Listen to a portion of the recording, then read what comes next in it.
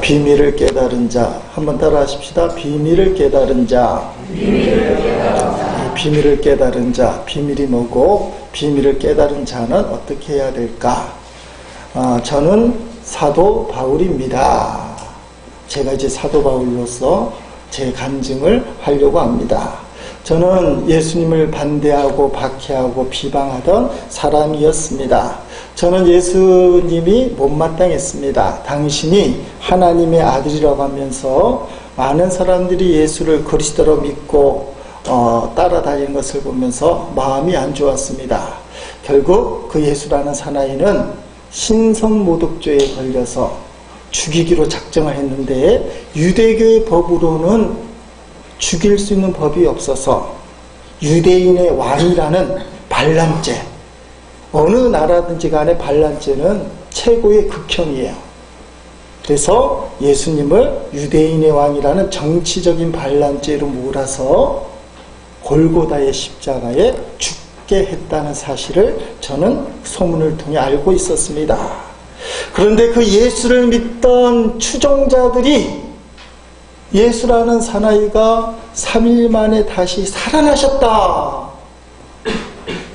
부활했다고 온 천하를 다니면서 증거하기 시작을 했습니다.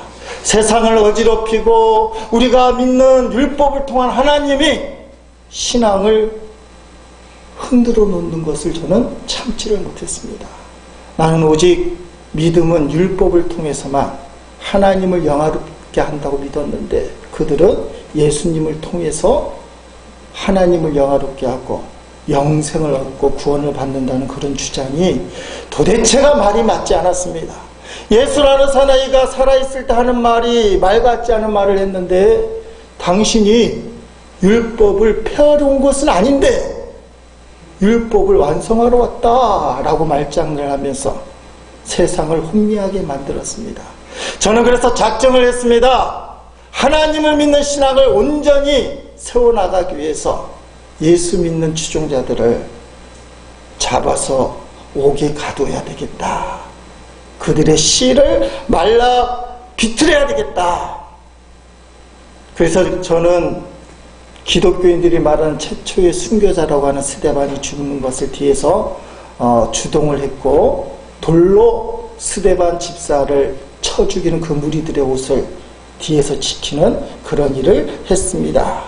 예수 믿는 추종자들 잡아있는 일에 박해하는 일에 앞장서고 있는데, 제 귀에 들리기를 저 멀리 다메섹이라는 동네에서 예수 믿는 무리들이 많이 생겨난다는 겁니다.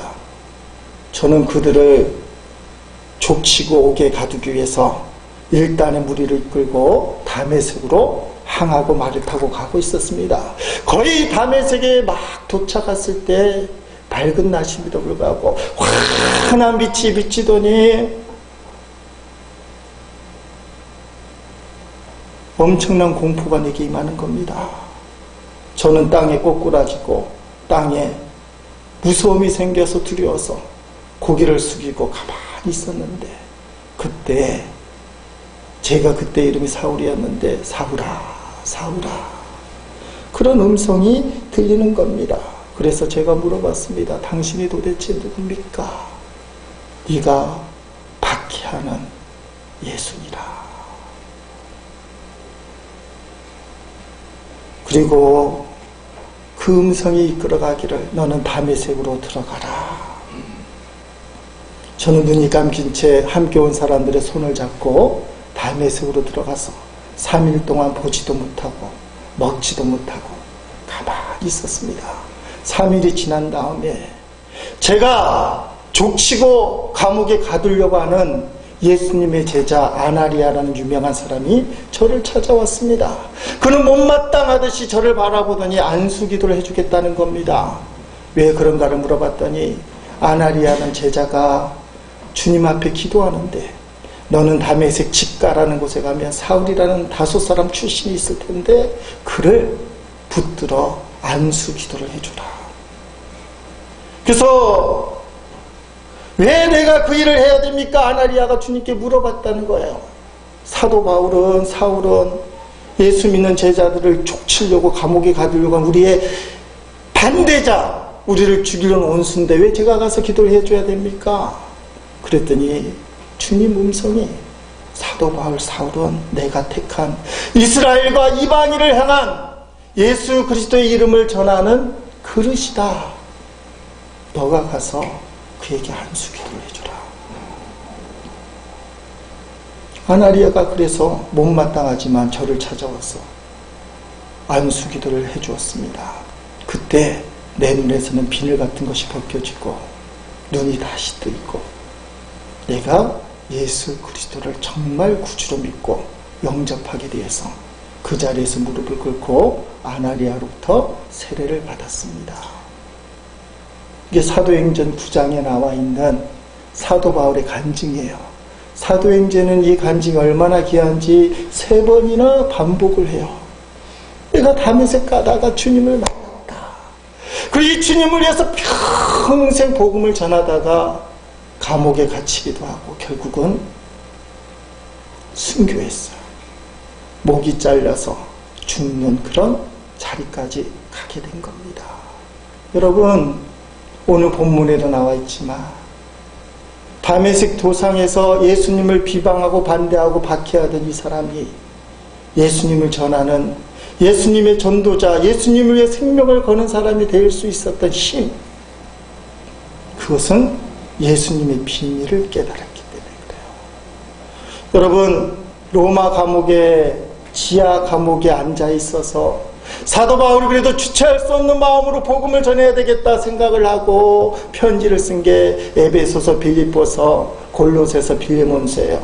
이 성경 읽다 보니까 이 사람이 감옥에 갇혀서 이 편지를 썼는지 아니면 어디 좋은 곳에 가서 편안한 곳에서 기쁨으로 편지를 썼는지 모를 정도로 제수 사도 바울이 당당하고 행복하고 감격에 벅차오르는 모습을 보게 됩니다.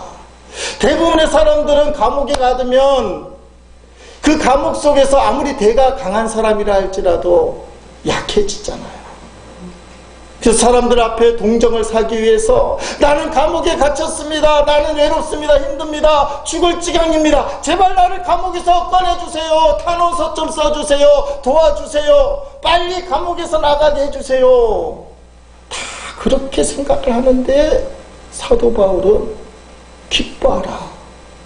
빌립보서 기쁨의 성경이라고 얘기하는데 감옥에 갇혀있는 사도 바울이 밖에서 자유롭게 다니는 성도들을 향해서 기뻐하라 기뻐하라. 여러분이 빌립보서를 펼쳐서 읽으면 기쁨이라는 단어, 기뻐하라는 단어가 쉽게 발견될 거예요. 이게 말이 되느냐 그 말이지요. 어떻게 해서 사도 바울이 감옥에 갇혀 있으면서도 그렇게 당당할 수 있었고 행복에 겨워할 수 있었고 감격적인 신앙생활을 할 수 있었느냐. 보통 사람들은 다 평정심을 잃고 이러다 끝이 아닌가 절망 속에 슬퍼 탄식하며 지낼 텐데 오히려 기뻐하라. 내가 기뻐하노니 너희도 기뻐하라. 이렇게 말할 수 있는 힘이 어디 있느냐. 그런 이런 힘이 평생 유지되었는데 그것은 오늘 본문에 딱 한 가지. 따라합시다. 그리스도의 비밀. 그리스도의 비밀을 깨달았기 때문에 그래요. 오늘 본문에는 하나님의 경륜, 비밀이라는 단어가 많이 나옵니다. 2절 말씀에 그렇게 나오죠. 은혜의 경륜을 그렇게 되어 있습니다. 3절 말씀에 계시로 내게 비밀을 알게 하신 것 그렇게 되어 있습니다. 4절에는 내가 깨달은 그리스도의 비밀 되어 있어요. 자, 경륜이 뭐고 도대체 비밀이 뭐냐? 하나님의 경륜이라는 얘기하는 것은 하나님이 이 세상을 어떻게 이끌어갈 것인지 이끌어갈 수 있는 마음, 이끌어가려고 하는 계획을 경륜이라 그래요. 이 세상을 통틀어서 하나님은 이런 계획을 갖고 계신다. 근데 이 계획이 사람들에게는 숨겨져 있었어요. 그 사람들에게 숨겨져 있어서 그것을 뭐라고 얘기하느냐? 따라합시다. 비밀. 오늘 본문 5절 말씀은 개정성경은 좀 힘든데 사람의 아들들에게 알리지 아니하셨으니 여태까지는 비밀이니까 알리지 않은 거예요. 그런데 이 비밀이 사도 바울을 통해서 이방 사람들에게, 이스라엘 사람들에게 알리기로 작정을 하신 거예요. 그래서 사도 바울이 예수 그리스도의 이름을 전하기 위한 택함 받은 그릇, 쉽게 말하면 하나님의 경륜, 숨겨진 비밀, 그게 뭐예요? 모든 사람이 하나님의 은혜와 구원을 누리는 거예요. 그게 하나님의 경륜이라 이 말이에요. 여태까지 숨겨져 있었는데 그것을 세상에 보여주는 하나님의 도구로 쓰임받게 되었다라는 겁니다. 우리 교회에서 야외를 작년에 재미나게 갔다 왔잖아요. 보물찾기를 하는데 찾는 사람은 5개도 찾고 못 찾는 사람은 1개도 못 찾아요. 그거 참 희한해요. 여러분은 몇 개씩 찾는지 모르겠어요. 자, 보물찾기를 하는 프로그램을 하는데 말입니다. 남성교 회장님이 보물을 숨기러 먼저 갔습니다. 야, 이번에는 아무도 찾지 못하게 험산줄령 절벽 꼭대기에다가 저 깊은 돌 속에다가 또 한 3m쯤 땅을 펴서 그 속에다가 보물 표딱지를 숨겨놨다.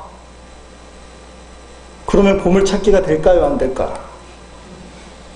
찾는 사람 있을지 모르죠. 우리 최 권사님 키가 크니까 절벽에 있는 거 찾을지, 어떤 사람 냄새 맡아갖고 땅을 1m 파갖고 판 자국이 있다 파서 찾을지.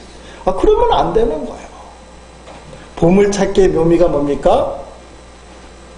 쉽게 찾을 수 있는 곳에다가 보물을 숨겨놓는 거예요. 어설프게 숨겨놓는 겁니다. 잎사귀 뒤에다, 나무가지 사이에다 슬쩍슬쩍, 몇 개는 깊숙이 숨기기도 하지만 대충 쉽게 찾을 수 있도록. 보물찾기의 목적은 보물을 숨기는 게 목적이 아니고 보물을 찾는 게 목적이에요. 따라합시다. 보물을 찾는 게 목적이다. 하나님의 경륜이 숨기는 게 목적이 아니에요. 하나님의 사랑이 숨겨지는 게 목적이 아니에요. 하나님의 은혜가 가둬지는 게 목적이 아니에요. 그렇게 좋은 것은 나만 누리고 있어야지, 그렇게 귀한 것은 나 혼자만 가지고 있어야지, 이거 아니에요. 하나님의 경륜은 비밀인데 이거는 숨겨지려는 목적이 아니라 이 세상에 하나님의 뜻이 이렇다라는 것을 보여주기 위한 목적이었어요. 성경 전체를 보면 예수 그리스도의 구원의 역사를 위해서, 그 구원을 통해서 모든 사람들이 구원을 받기 원하시는 하나님의 경륜, 이 경륜을 사도 바울이 깨달은 거예요. 그 비밀을 깨달았다. 여러분, 오늘 본문에도 그래서 비밀에 대한 말씀을 우리에게 하고 있습니다. 3절 4절 말씀 읽어보십니다. 곧 계시로 내게 비밀을 알게 하신 것은 내가 먼저 간단히 기록한 것 같으니 그것을 읽으면 내가 그리스도의 비밀을 깨달은 것을 너희가 알 수 있으리라. 아멘.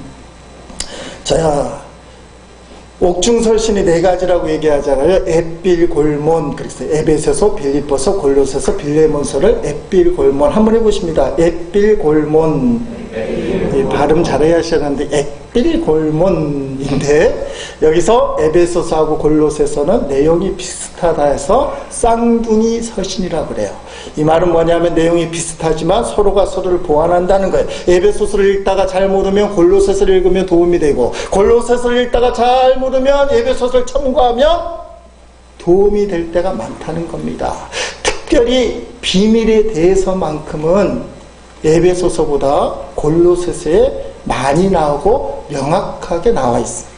쌍둥이 서신인데 비밀에 대한 내용은 골로새서가 에베소서를 보완한다는 겁니다. 골로새서에는 노골적으로 표현하고 있습니다. 골로새서 1장 26절 27절 말씀 우리 같이 읽어보겠습니다. 이 비밀은 만세와 만대로부터 감추어졌던 것인데 이제는 그의 성도들에게 나타났고 하나님이 그들로 하여금 이 비밀의 영광이 이방인 가운데 얼마나 풍성한지를 알게 하려 하십니다. 이 비밀은 너희 안에 계신 그리스도시니 곧 영광의 소망이니라. 아멘. 비밀이 뭐예요? 너희 안에 계신 그리스도, 너희 안에 계신 예수라는 거예요. 여태까지 이 비밀이 만세전부터 감추어져 있어요. 이게 하나님의 경륜인데 감추어진 경륜이에요. 이게 비밀이에요. 이 비밀이 어디서 성취되느냐? 따라합시다. 예수 그리스도.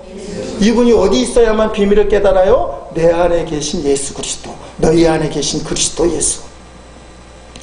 예수 그리스도, 이 비밀을 깨달은 사람이 누구냐? 바로 내 안에 예수님이 계신 걸 깨닫는 사람. 히브리서에는 너희가 이 믿음이 있는가 시험하고 이 믿음이 없으면 죽은 믿음이라, 멸망당하는 믿음이라. 그렇게까지. 왜냐하면 내 안에 계신 예수님이 없으면 구원이 없기 때문에 그래요. 사랑하는 성도 여러분, 유기성 목사님이 쓴 책 중에 내 안에 계신 예수님과의 행복한 동행이라는 책이 있어요. 우리 교회 4주 연속으로 나온 세 가족은 등록가족이 되는데 앞으로 이 책을 드릴 생각입니다. 오늘 강경희 성도님이 이 책을 받으셔야 되는 거예요. 그 8번째 40일 동안 하나씩 주제를 묵상해서 책을 마스터하는 구조로 되어 있는데 8번째 날 제목이 이런 제목입니다. 내 안에 계신 예수님이라는 거예요. 내 안에 계신 예수님. 이걸 깨달아야 비밀을 깨닫는 거예요. 이런 이야기가 거기에 실렸습니다. 2004년도에 북경 코스타 유학생들 모여서 집회를 갔는데요. 어떤 목사님이 설교 중에 다음과 같이 말했다는 겁니다. 성도들이 천국에 가서 예수님 만나면 어떻게 인사할 것 같습니까? 대부분의 사람들이 이렇게 인사할 것입니다. 말씀 많이 들었습니다. 그 말을 듣고는 그 사람들이 웃었대요. 여러분들 뭐가 심각한 거 있는지 웃지도 않아요. 천국에서 예수님 만났더니 하는 말이 예수님 만나뵈어 반갑습니다. 이래야 되는데 예수님 말씀은 많이 들었습니다. 이게 심각한 이야기예요. 오늘도 예배 시간에 설교 시간에 우리 교회 강단에서는 예수를 그렇게 강조해요. 제 설교가 예수님 증거하는 설교잖아요. 그렇게 많이 들어요. 그런데 예수님과 인격적인 만남이 없고 그 예수님이 내 안에 계신 걸 몰라요. 그래서 천국에서 예수님 만났더니 내 안에 계신 예수님을 확인하니까 만나서 반갑습니다 해야 되는데 듣기는 많이 들었습니다. 인격적인 교제를 안 했다는 거예요. 사랑하는 성도 여러분, 여러분 안에 지금 예수님이 계신가? 이걸 깨닫는 것이 비밀을 깨닫는 것이라는 겁니다. 여러분 이제부터 이 말씀을 풀어나갈 텐데 잘 들으셔야 돼요. 어려운 말씀이기도 한데 삼위일체가 있잖아요. 하나님, 예수님, 성령님. 그래서 우리가 교회할 때 복잡합니다. 하나님 하다가 주여, 예수여, 성령께서 도와주옵소서.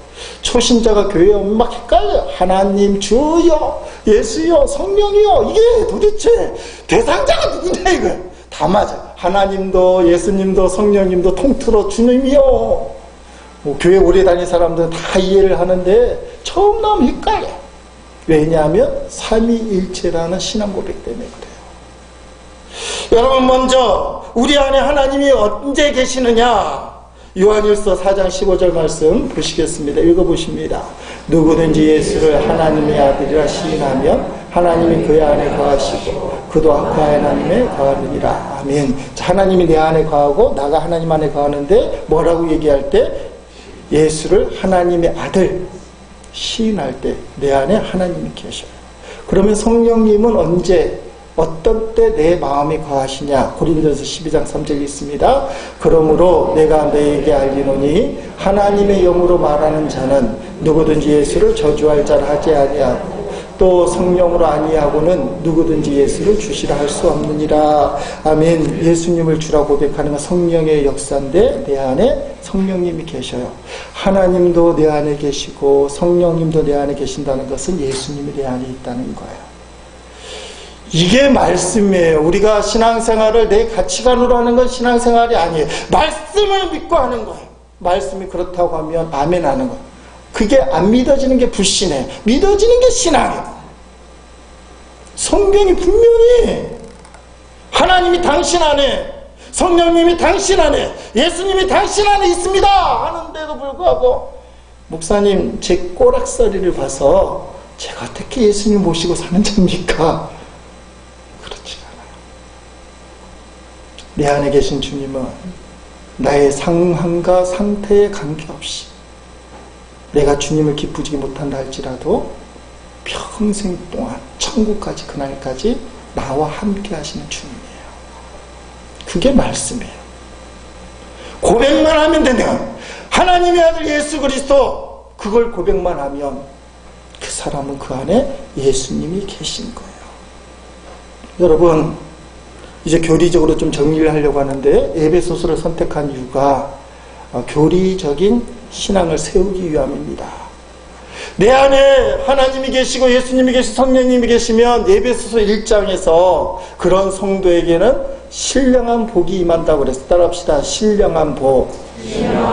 1월달에 나눈 말씀이라 다 잊어버리셨잖아요. 목사가 설교하기가 좋은 게 빨리빨리 잊어버리니까 또 설교해도 신령한 복이 3가지가 있다는 거예요. 첫 번째 복이 하나님, 창조의 하나님의 복인데 만세전부터 너희들을 하나님의 자녀로 선택하셨다. 선택하신 축복이에요. 그게 첫 번째 신령한 복이라는 겁니다. 너희들을 창세전부터 하나님의 자녀로 선택했다. 내 안에 예수님이 있으니까 예수님을 구주로 고백하고 구원받았습니다. 두 번째, 이 하나님의 구원의 계획을 실제로 우리에게 이루어 주시기 위해서 독생자 예수님이 이 땅에 오셨습니다. 그리고 그 예수님은 십자가에서 저와 여러분을 위해 속량해 주셔. 속량은 죄값을 치르는 거예요. 십자가에서 피 흘리고 살 찢겨 주심으로 생명을 주심으로 우리를 구원해 주셨어요. 그게 속량이에요. 하나님은 우리를 얼마나 끔찍하게 사랑하는지 독생자를 십자가에 죽게 할 만큼 십자가에 죽은 예수님보다 당신들이 더 사랑스럽다. 예배 시간에 딴짓하고 있지만 그래도 당신들이 더 사랑스럽다. 예수 믿으면서도 여전히 타락한 가운데 있지만 죄 가운데 있지만 그래도 여러분이 더 사랑스럽다. 그래서 예수님이 육으로는 옳지 않았지만 십자가의 속량의 은혜, 그 신령한 복을 위해서 십자가에 죽으신 거예요. 이게 신령한 복이 두 번째예요. 창세전부터 여러분을 선택한 선택의 하나님의 축복, 아버지의 축복, 십자가에 죽으신 속량의 은혜. 세 번째 성령님이 뭐예요? 여전히 우리는 부족합니다. 예수 믿어도 모자라요. 도덕적으로 더 타락할 수도 있어. 거짓말 더 많이 하고 악한 일 더 많이 할 수도 있어. 그럼에도 불구하고 내 안에 계신 성령님은 일을 쳐주셔서 천국 가는 그날까지, 하늘의 영광을 이루는 그날까지 우리를 이끌어 가신다는 거예요. 그걸 견인이라고도 얘기해요. 나는 할 수 없지만 내 안에 계신 성령님이 점점 성화시켜 간다는 거예요. 그것을 성령의 인치심, 그게 신령한 복이라는 거예요. 이 하나님 예수님 성령님이 내 안에 있다는 이 비밀이라는 거예요. 그 말씀을 오늘 에베소 3장에 와서 통틀어서 짜내는 겁니다. 사도 바울이 다메섹 도상에서 우리가 보기에는 추상적이긴 하지만 영적인 예수 그리스도 부활의 주님을 만났을 때 이 3가지를 한 번에 깨달은 거예요. 율법을 통해서는 성부 하나님 선택의 복만 알고 있었는데 부활하신 주님을 만나는 순간 나를 위해 십자가에 죽으신 예수님, 지금도 내 안에 통곡하면서 하나님 자녀답게 살려고 권면하신 그 성령님을 사도 바울이 깨달은 거예요. 그리고 그 비밀을 전하려고 하는 겁니다. 그 여러분 안에 지금 예수님을 그리스도로 고백하며 하늘의 신령한 복, 믿음 생활의 세 가지 중요한 기둥이에요. 하나님의 선택, 예수님의 십자가의 속량, 성령님의 견인, 성령님의 인도. 여러분의 상황과 달라. 이건 말씀이에요. 그렇게 하시겠다. 그러면 우리 안에 있는 성령님이 진짜 있는가 없는가를 확실하게 살펴봐야 되잖아요. 유기성 목사님이 쓴 책에 보니까 성령이 내 안에 계신 증거가 7가지 있어요. 이 7가지가 총체적으로 봐야 되는데 몇 가지가 충족이 되면 내가 그래도 그것은 있다라고 얘기하면 그 사람은 분명히 구원받은 성도 비밀을 깨달았다 이 말이에요. 첫째가 뭐냐? 예수님을 나의 주님이라 고백하는 겁니다. 이건 보통 고백이에요. 계속 드리는 말씀 따라합시다. 예수님은 나의 주님이시다. 고린도전서 12장 3절에 성령이 하신다는 거예요. 초대교회는 이 고백 하나에 따라 죽고 사는 게 결정이 돼. 야, 너 교회 다닌 것 같은데 예수님이 나의 주님이라 한번 해봐. 그게 이투스 물고기예요. 성도는 신앙 양심을 속이지 못해서 떨리는 마음으로 예수님은 나의 주님이십니다 하고는 끌려가는 거예요. 콜로세움에서 사자밥이 되는 거예요. 안 하면 되잖아요. 우리 같으면 슬쩍 안 할 거라 그래요. 그것만 넘겨. 주님 잘못했습니다. 베드로도 그랬는데요. 뭐 다음에 할게요. 잠깐 얼굴 붉히면서 난 예수님을 주님이라 생각 안 하는데요. 너무 쉽게 생각하는데 초대교인들이 그렇지 않았어요. 죽는 줄 알면서 고백했어요. 이게 무서운 고백이라는 거예요. 성경에 기록된 이 고백은 우리처럼 상황에 맞추는 고백이 아니라 이 고백하면 끌려가서 죽는 거예요. 두 번째는 하나님을 아버지라 부르는 거예요. 세 번째는 은혜 받는 것을 보면 알 수 있어요. 세상 사람들은 세상의 은혜를 받아요. 돈을 갖다 주면 은혜가 충만하다. 주말 드라마가 우리의 마음을 슬프게 하고 감동을 준다. 은혜가 충만하다. 물론 은혜라는 말은 안 써요. 흡족하다 그래요. 근데 성도는 어디서 은혜를 받습니까? 하나님 때문에 은혜를 받아요. 예배 가운데, 기도 가운데, 찬양 하나를 하면서. 그러면 그 안에 성령님이 계시는 거예요. 네 번째는 서로 사랑하는 마음이 생기는 거예요. 사랑하는 마음이 없었다 아닙니까? 사랑할 수가 없었어. 근데 요상스럽게 사랑하려는 마음이 생겨나요. 사랑하고 싶다.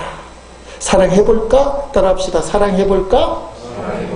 훈련 정도에 따라서 사랑을 표현하고 실천하고는 차이는 있지만 마음의 동기를 얘기하는 거예요. 아, 사랑을 해야 되겠다. 그러면 예수님이 계신 거예요. 다섯 번째는 조금 오묘한데 따라합시다. 성령의 근심을 하게 한다. 이 근심은 세상 근심하고 틀려요. 여러분, 성도들은 세상이 알 수 없는 걱정 근심을 하게 돼요. 주의를 지키지 못하면 어떻게 되지? 요새 11조를 안 하는데 자꾸 어떻게 되지? 기도 생활을 요새 완전히 땅을 치는데 어떻게 하지? 전도하라고 그렇게 얘기하는데 하나도 못해서 어떡하지? 세상 교회 한다는 사람 이런 고민 하나도 안 해요. 그런데 내 안에 성령님이 영적인 고민을 하게 만들어요.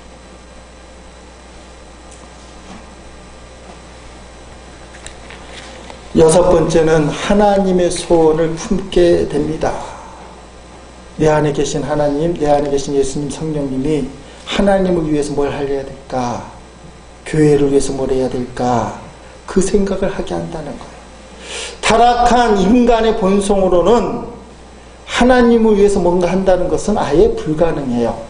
인간의 전적 타락 입장에서 보면 사람은 하나님의 뭔가 할 생각이 없어요.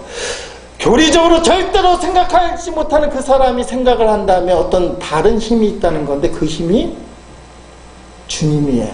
하나님, 예수님, 성령. 내 안에 주님이 계시기 때문에 마음의 소원을 품게 한다는 거예요. 빌립보서 2장 13절 말씀처럼. 그러므로 그 소원을 붙잡고 순종할 때 내 안에서 하나님이 역사하신다는 거예요. 소원을 무시하면 내 안에 계신 주님의 소원을 무시하는 것이 돼서 역사가 일어나잖아요. 그 소원 중에 제일 중요한 소원 7번째가 전도하려는 마음이 생깁니다. 전도는 주님의 지상명령이고 절대적인 소원이에요. 그러므로 전도의 소원에 우리가 순종할 때 하나님이 가장 극적으로 가장 정확하게 일을 하신다는 사실입니다. 이 7가지가 그 중에 몇 가지가 내 마음에 있다면 여러분은 비밀을 깨달은 성도예요. 여기 앉아있는 분들은 다 비밀을 깨달은 성도인 줄 믿습니다. 사도 바울이 그걸 깨달은 거예요. 유기성 목사님은 현실적으로 7가지 풀어서 이야기했지만 통틀어서 예수님이, 하나님이, 성령님이 내 안에 계시다. 이 비밀을 혼자만 아는 것이 아니라 세상에 전파해야 되는 거예요. 아까 말한 것처럼 보물찾기의 목적은 숨기는 게 목적이 아니고 선물을 주려고 하는 게 목적이에요. 하나님의 경륜은 지금까지 숨겨진 비밀이었지만 앞으로는 모든 사람들에게 함께 나눠야 될 보물이라는 거예요. 그래서 사도 바울은 함께 이 비밀을 나누길 원했습니다. 오늘 본문 에베소 3장 6절 말씀 읽겠습니다. 이는 이방인들이 복음으로 말미암아 그리스도 예수 안에서 함께 상속자가 되고 함께 지체가 됩니다. 함께 약속에 참여하는 자가 됨이라. 아멘. 함께 하는 거예요. 함께. 혼자만 구원받는 것이 아니라 함께. 이게 지난 주일날 설교한 내용입니다. 지난 주일날 설교 제목이 함께 지어져가는 공동체. 그런 설교를 한 적도 계신가? 이런 분이 계시지는 않겠죠. 지난주 설교 중에 제가 강조했던 내용이 그겁니다. 여러분, 교회 안에 서로를 바라볼 때 상대를 완성품으로 바라보서는 안 됩니다. 아직 미완성입니다. 아직 가정 중에 있습니다. 그래서 허물이 있고 아쉽고 모자란 부분이 있습니다. 아직 완성된 게 아니기 때문입니다. 아직 부족하고 다듬어지지 않아서 날카로운 부분 때문에 서로를 상처를 줄 수 있습니다. 그러나 기억하십시오.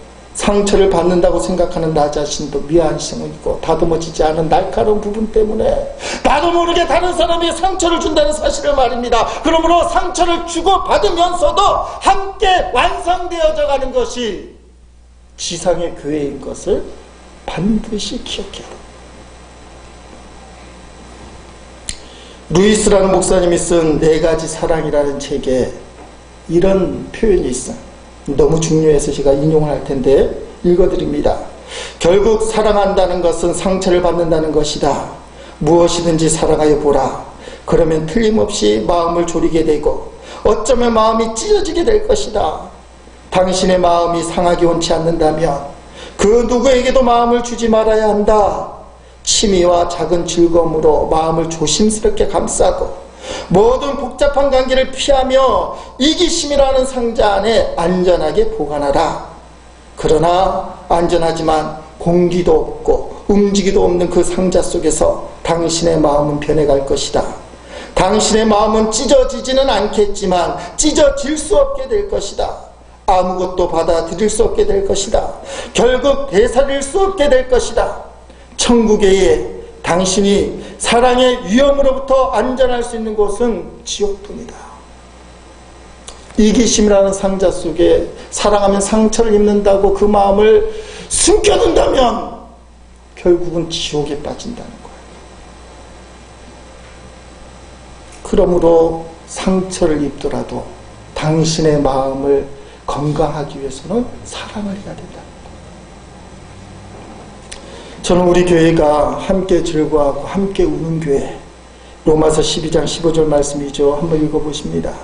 즐거워하는 자들과 함께 즐거워하고 우는 자들과 함께 울라. 아멘. 성경에 함께 더불어라는 단어가 참 많이 나와요. 즐거워하는 사람들과 함께 기뻐요. 어떤 사람은 좋은 일이 생겼는데 쓸데없는 걱정을 해요. 좋은 일이 생긴 다음에 나쁜 일이 생기면 어떡하지? 천물을 키워지. 어떤 사람 다 통곡하는 마음으로 안타까운 마음으로 가슴 아프게 앉아있는데 하하하하 별거 아니야. 그러다가 왕따 당하는 사람들. 교회는 함께 가야 돼. 미국의 시카고에 있는 어떤 목사님이 백인과 흑인의 차별이 하도 강해서 백인과 흑인이 함께 세워져가는 아름다운 교회를 꿈꿨습니다. 그래서 문화 환경을 만들고 제도를 만들어 나가는데 어른들은 백인하고 흑인이 잘 섞이는 것 같은데 이게 아이들이 안 되는 거예요. 미국은 주일날 버스를 돌리는데 버스에 딱 타면 흑인들은 왼쪽, 백인들은 오른쪽 아이들이 쫙 타는 거예요. 아니 우리 교회는 흑인과 백인이 하나 되는 함께 어울려진 아름다운 교회를 꿈꾸는데 어른은 되는데 애들이 안 되니까 그때 쫀리다는 선생님이 화가 났어요. 쫙 갈려져 앉고 있는 아이들 향해서 벌떡 일어나더니 그 아이들 향해서 이렇게 얘기합니다. 야 너희 백인 아이들 너희 피부 색깔이 어떠냐 했더니 화이트. 그래 우리는 하얀색입니다. 그랬더니 이 선생님 잘 봐라 잘 봐라 잘 봐라 너희 색깔이 하얀색인 줄 알아. 잘 봐라 검은틱틱한 게 있지 가만히 보니까 좀 있잖아요. 점박이 우리 백인들이 점박이도 많잖아. 김이도 있고 좀 검은 게 있어. 이제부터 너희는 회색이 알았지. 너희 색깔은 회색 그레이. 다시 묻는다. 백인 아이들에게 너희들 피부 색깔이 무슨 색깔이지? 회색 그랬어. 또 흑인 아이들을 향해서 얘기합니다. 얘들아, 너희 비위 색깔은 무슨 색깔이지? 블랙 그랬어. 야, 블랙이 아니야. 완전 시커멓지가 않아. 잘 봐. 그래도 밝은 부분, 흰 부분이 있잖아. 잘 봐. 봐봐. 막 강조하니까 얘들이 주눅이 들어서 네네네. 너희들 색깔도 오늘부터는 회색이야. 그레이. 그러는 거야. 다시 묻습니다. 흑인 아이들아, 너희 피부 색깔이 뭔 색이지? 그레이. 그랬어. 아, 일단락이 된 줄 알았어. 그래서 전지도 선생님이 애들도 되겠다 싶었어. 그 다음 주일날 버스를 탔는데 좀 늦게 탄 백인의 대장 같은 아이가 버스 앞에 딱 서더니 섞어서 타고 있는 아이들을 향해서 이렇게 말하는 겁니다. 야! 밝은 회색들 왼쪽에, 어두운 회색은 오른쪽에. 회색을 나눠버린 거예요. 밝은 회색, 어두운 회색. 아, 이 둘을 썩는 게 얼마나 힘든지, 마음속에 그 견고한 고정관념이 얼마나 강한지 애들이 안 바뀌는 거야. 시카고교회 목사님이 고민하다가 어떤 프로그램을 가장 많이 했느냐, 백인 아이들, 흑인 아이들을 모아갖고 이 아이들을 캠프를 보내는 거. 캠프 함께 자고 함께 먹고 함께 생활을 하는 겁니다. 그랬더니 그때 가서 느껴요. 이 백인 아이도 주님을 사랑하는구나. 이 흑인 아이도 교회를 사랑하는구나. 알고 보니까 전 하나 부족한 죄인들이구나. 서로를 알기 시작했어. 그때 가서야 말로 회색이야, 회색 알았지 했더니 밝은 회색, 어두운 회색으로 나눴던 이 아이들이 그때 가서야 마음을 열기 시작해요. 따라합시다. 삶을 나눠야 된다. 사도 바울이 오늘 본문에서 하는 말이 말로만 하는 게 아니잖아. 삶을 나누기 위해서 그는 3번에 걸쳐서 그 당시 자기가 생각하는 세상 전부를 생명 걸고 돌아다녔어요. 3차 전도에. 멋 모르고 따라다니는 마가는 깜짝 놀랐어요. 아니, 사도 바울이 전도여행을 한다니까 쉬운 줄 알았어요. 근데 가는 곳곳마다 죽는 지경이라. 김해에서 죽을 위험에 놓이고, 주촌 가서 죽을 위험에 놓이고, 미양 가서 죽을 위험에 돼. 자기는 소풍 가듯이 어려워봤자 배고프겠지 했는데 가는 곳곳마다 죽는 위험이 놓여 있는 거예요. 마가가 포기했습니다. 나는 죽으면서까지 전도는 못해. 사도 바울이 말만 한 게 아니네. 삶을 나눴어. 오늘 말씀 있는 것처럼 예수 안에서 함께 상속자가 되고 함께 지체가 되고 함께 약속에 참여하는 자가 되기 위해서 말만 한 것이 아니라 나눴어. 어떻게 함께 세워져가는 교인이 됩니까? 마음을 열고 사랑을 하고 상처를 주고받아요. 여러분의 마음의 건강, 영적인 건강을 위해서 비록 상처를 입는다 할지라도 마음을 나누고 삶을 나눌 때 하나님이 기뻐하신다는 것. 비밀을 깨달을 수 있기를 주의 이름으로 축원드립니다. 내 안에 주님이 계시다. 이게 비밀이에요. 비밀을 깨닫는 사람은 어떻게 해요? 그 비밀을 함께